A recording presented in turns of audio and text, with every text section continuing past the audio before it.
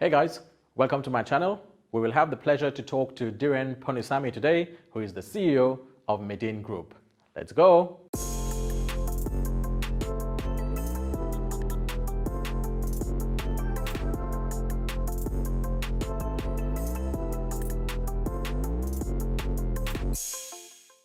Mr. Dhiren Ponnusamy, welcome. Thanks for having us into your beautiful offices, I must say. Thank you very much. Can you introduce yourself for our audience? Sure. So I'm Dhiren Ponnusamy, CEO of Dhiren Group. Been with Dhiren now for just over 3 years. Came back to Mauritius in 2018 to join Dhiren. Prior to that, spent the majority of my career overseas, predominantly in banking with Standard Chartered. Worked in different countries, the UK, Singapore, Philippines, Africa, South Korea. So interesting experience before coming back home, and now here I am. Okay. Mr. Ponnusamy, how come the change from the banking industry to now the CEO of Dhiren Group? Can you explain to us that move? Well, the transition was not actually straight from that point. I mean, it's true. I mean, leaving the UK in 2018 from the banking industry to come back to Mauritius into a conglomerate, which is what Dhiren is, was a hard decision to make. But it was primarily driven by personal, motivations. I wanted to be back here. One, to be able to obviously bring my experience back to the country, but also I wanted my kids to grow up, spending more time with their grandparents and being able to enjoy the lifestyle that Mauritius has to offer. So yes, it was a big change from banking to Dhiren. The shift to CEO only happened recently. Obviously, when I joined Dhiren, I had no idea that the circumstances would lead me to become CEO one day. Yes, because before that you were the Chief Operating Officer. That's right. Isn't it? Right. That's right. So I left the UK to come back to Mauritius, and I joined Dhiren as initially the Chief Operating Officer. Yeah. Okay. Mr. Ponnusamy, talking about Dhiren, Dhiren is a pillar in the Mauritian economy. And by that I mean they have been in the sugar cane industry for quite some time now. But with the sugar protocol and liberalization of sugar prices, now there's a shift. And the question that is on everybody's lip is, how do you see the sugarcane industry in the future? I mean, like many of the groups in Mauritius, they all have their roots in sugarcane. If you take, I think, most of the major groups in Mauritius, they all have their roots in sugarcane, because that was what was, sugarcane used to be a core pillar of the Mauritian economy. Over time, pretty much everyone has diversified into other areas. While sugar remained an activity, we've all diversified into different sectors of the economy, and Dhiren is no different. So sugarcane plantations remain an activity of the group, but it's an activity within a much larger set of activities that we do. Namely, today we've got agriculture, which regroups cane cultivation, food production, so fruits and vegetables, the reserve of Yemen, where we have venison production. We've got the property cluster, which is one of the largest activities of Dhiren, property real estate development. We've got education, which obviously you know very well, being part of our education hub, and the fourth activity is leisure, sports and hospitality, which regroups Gazella and the hotel, the golf, as well as the sports center. So we've got a diverse set of activities today that make up what is known today as Dhiren. Having said that, cane cultivation is still very much an activity. We represent roughly 10% of national production of sugar and cane cultivation. So it's not a huge number, but it's still a sizable proportion of the national output. With regards to how we see things forward, I mean, obviously the abolition of quotas and the preferential prices has been a debate for quite a long time, and it's not recent. The sector has had to reinvent itself by reducing costs, becoming more efficient, and really focusing on efficiency. We've done that. We've gone through that journey. We're 100% mechanized at Dhiren, which has helped us contain costs and be competitive. But it's not enough. Obviously, we're a small country and we're exporting out to the world. The cultivation of cane on its own for the production of sugar is not enough. It has to be for more than just sugar, which is why the industry has been lobbying for quite a long time that the value of bagasse, which is used for energy production, should be rightly valued and remunerated. So we're pleased that in the last budget this has been done. And now with the remuneration of bagasse, I think the industry has, at least in the medium term, a clear view of where we're going. Okay. Staying on the agricultural sector, Mr. Ponnusamy, we've seen that with the pandemic now, there has been a huge demand for food production. And I know Dhiren has a large area of sugarcane cultivation. And we'll be talking about your strategies here. Do you think that in the near future, Dhiren will rather use part of the land which was previously used for cane cultivation and maybe convert that to food cultivation? Yeah. Is that a strategy for Dhiren? Look, I mean, it comes back to this whole debate on self-subsistence and import substitution. And I know it's been a hot topic since last year. But I think it's important that we sort of take a step back and really understand what do we want to try and achieve vis-a-vis what is currently already being done.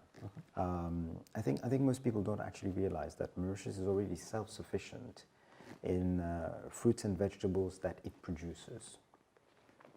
In other words, the things that we import are items that we can't produce here for climatic conditions. So, for example, if you look at sort of major imports of fruits, like you will apples. see apples, oranges, grapes.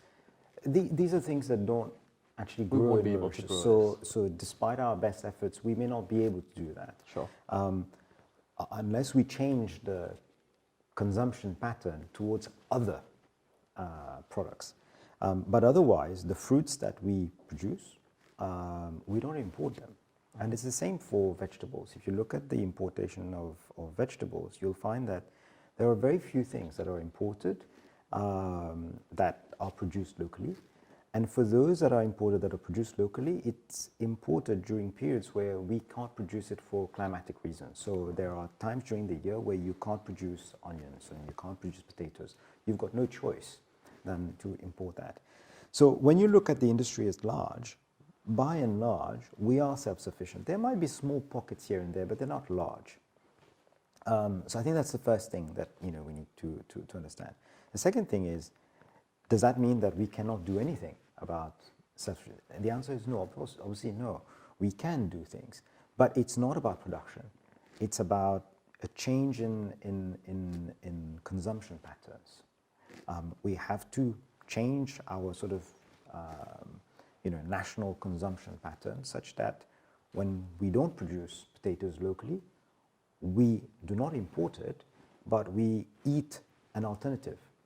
There are alternatives, whether it's arui, as it's known, or other starchy vegetables. Like rich in fiber. Exactly. Probably manioc and so on. Yeah.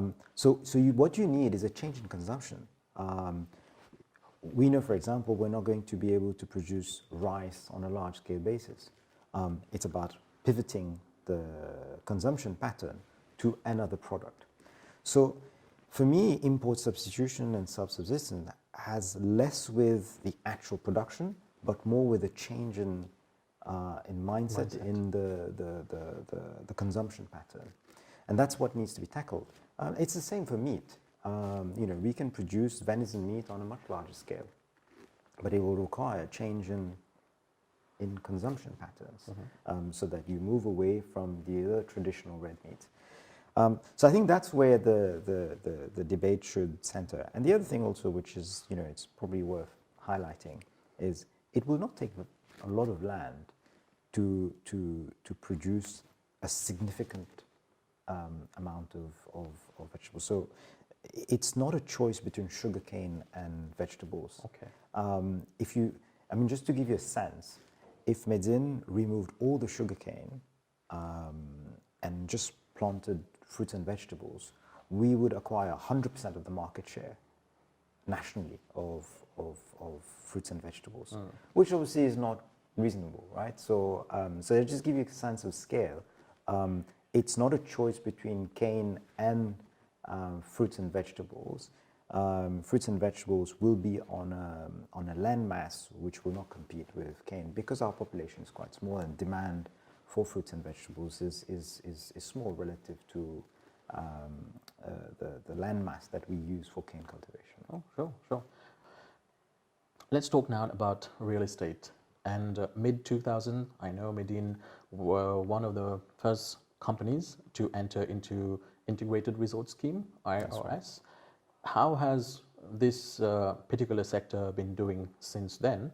And also now with the pandemic, where do you see the future of real estate? Yeah. As you say, back in 2006, 2005, 2006, Medine was the first group actually to launch an IRS project, so Integrated Resort Scheme, which was the first of its kind, the first time that foreigners could actually acquire a residential offering in Mauritius. Prior to that, foreigners were not allowed to buy real estate. So we were the pioneer, so to speak, in that field. That was obviously way before my time. I came in 2018, as I said, this was 2006. The project Tamarina was quite successful. It was the first of its kind. It opened the doors for many other projects. Since you've had different schemes over the years that have opened up the market to allow foreigners to acquire real estate into different types of framework. So you've got, you had the RS, now you have PDS, RES, and now the Smart City scheme. So you've gradually over the years, you've seen an opening of the economy towards foreigners, giving them the opportunity to buy real estate.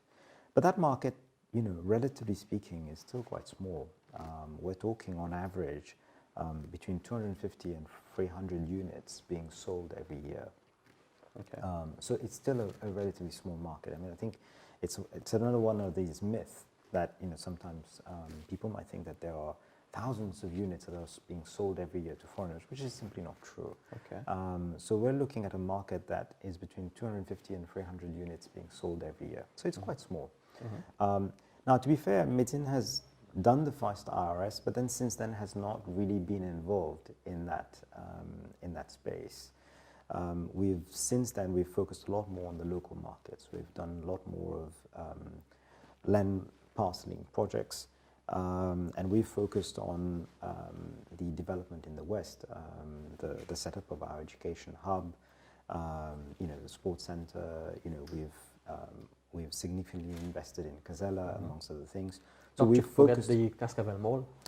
Absolutely. So we've created a very strong set of infrastructure and an ecosystem on this side of the island, which will help for future real estate developments.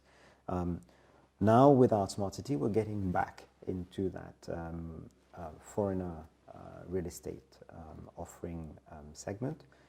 We want to service both segments. We want to service both the foreigner market, but also the local market, which has been the primary focus of our focus of the last few years. The group.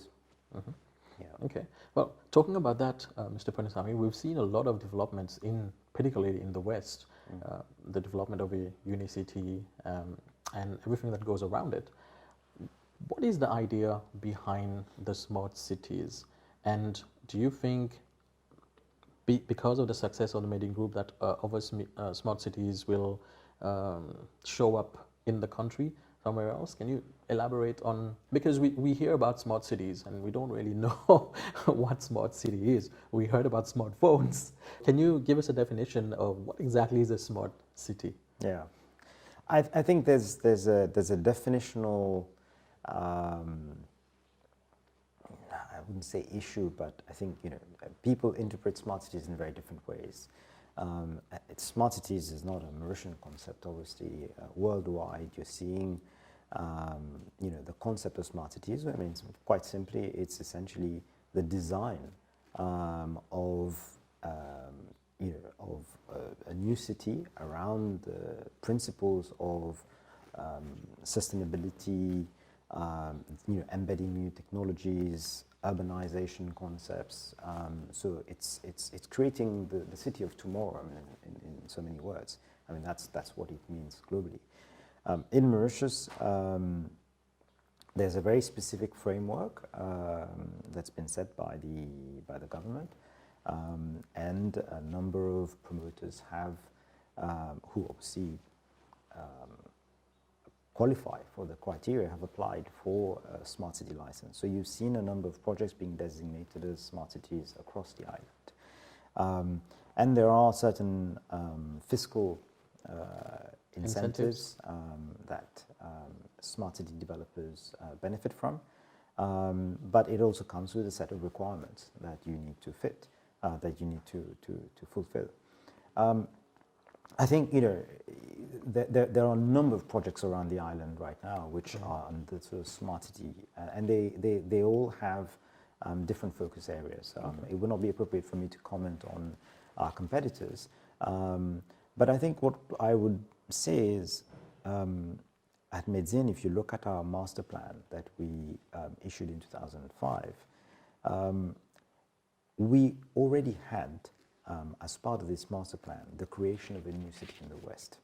So the creation of that new city in the West predates the smart city framework, so to speak.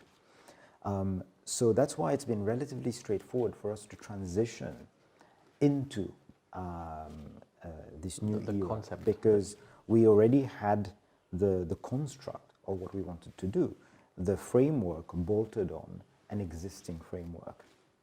And since then, what we've been doing is we've been creating the elements of what makes a city or an area attractive to live.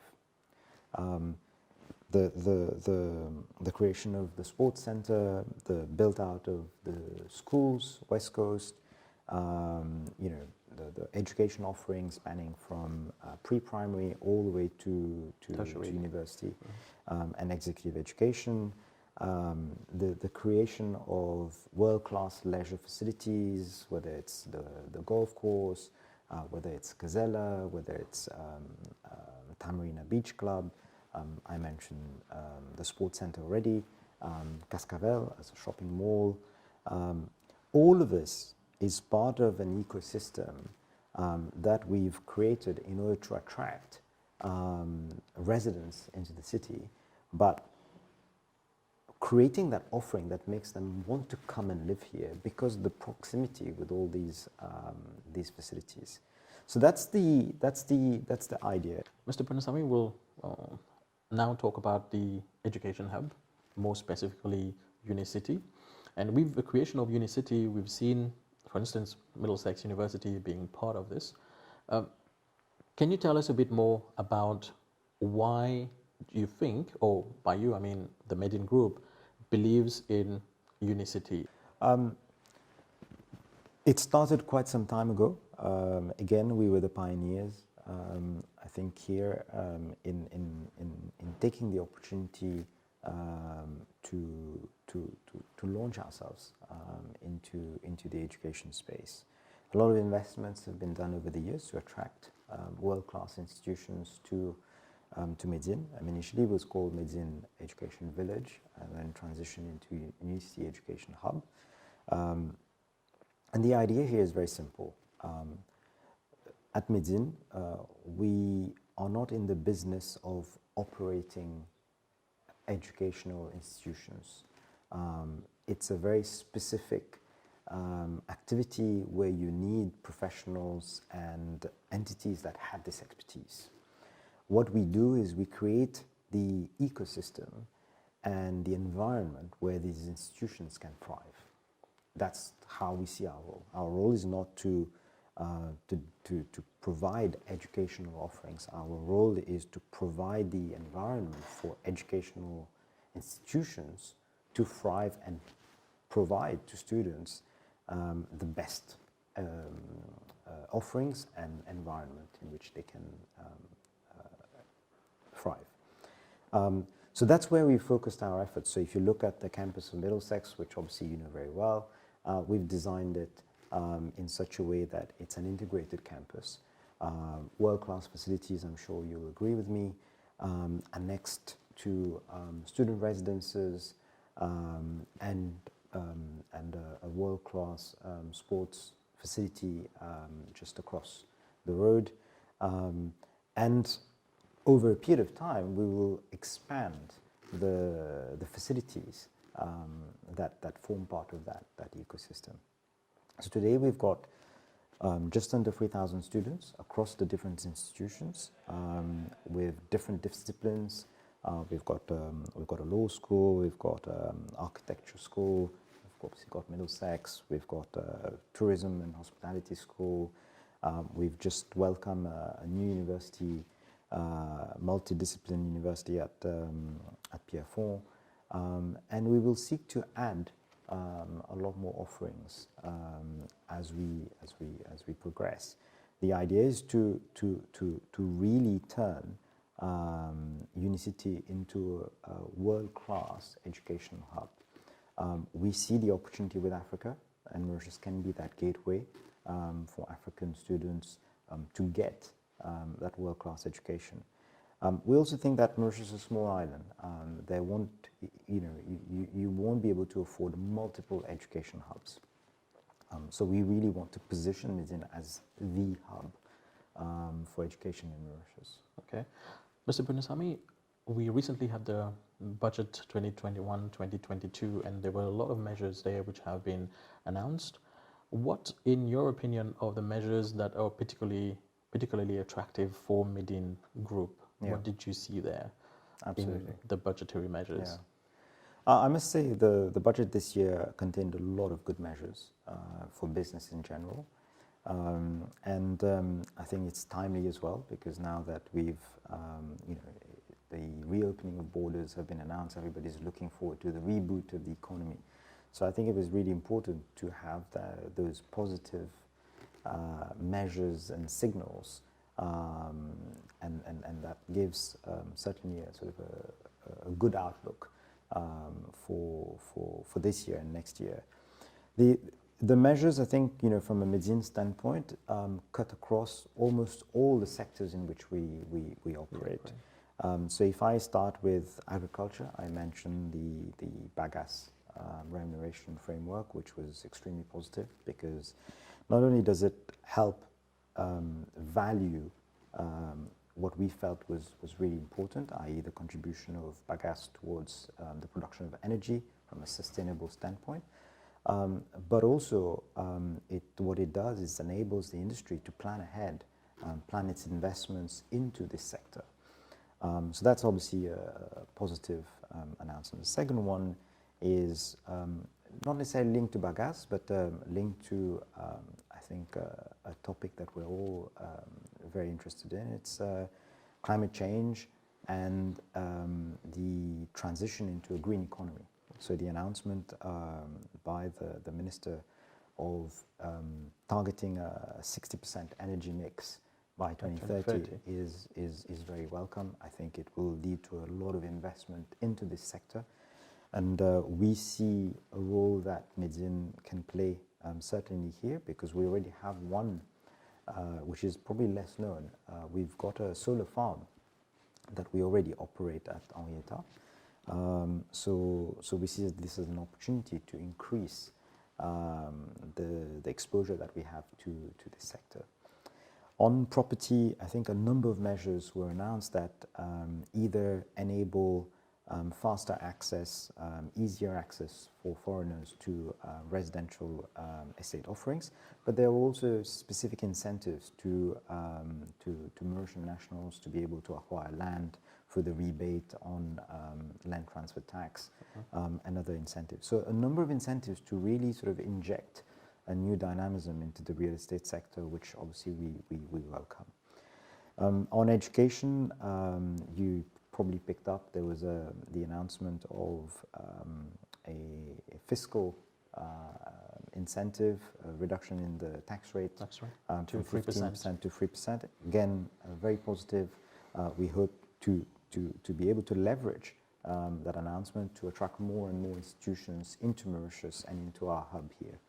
But also from a student standpoint, what we saw is the extension of the work permit for graduating students from to 10 years, which we think is a great measure, because we want international students to come to Mauritius to study, but also be in a position to leverage those studies and bring a contribution to the economy, which I think is really important. And then finally, on the leisure side, I think probably the biggest positive impact has been the signaling of the reopening of borders. Opening borders is one thing, but signaling ahead of time the timing of the reopening is critical, because it allows not only some positivity to come back, but also planning ahead and gearing up for that reopening.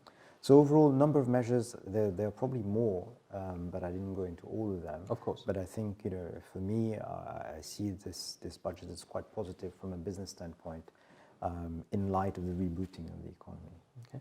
Mr. Ponnusamy, we're coming to the end of the interview, and I like to leave the interviews by advising the young students watching this interview. What message do you have for them? I mean, sometimes when I come on the campus, students approach me and ask me sort of a similar question. My advice would be, I don't think that thinking too much about career when you're studying is really important. I know it's a key focus for students because they're thinking ahead in the next 2 or 3 years about career choices. But in reality, for me now looking back, the time at university is for developing yourself, trying to get as much exposure to different sectors, to different learning. And I think that's where the focus needs to be.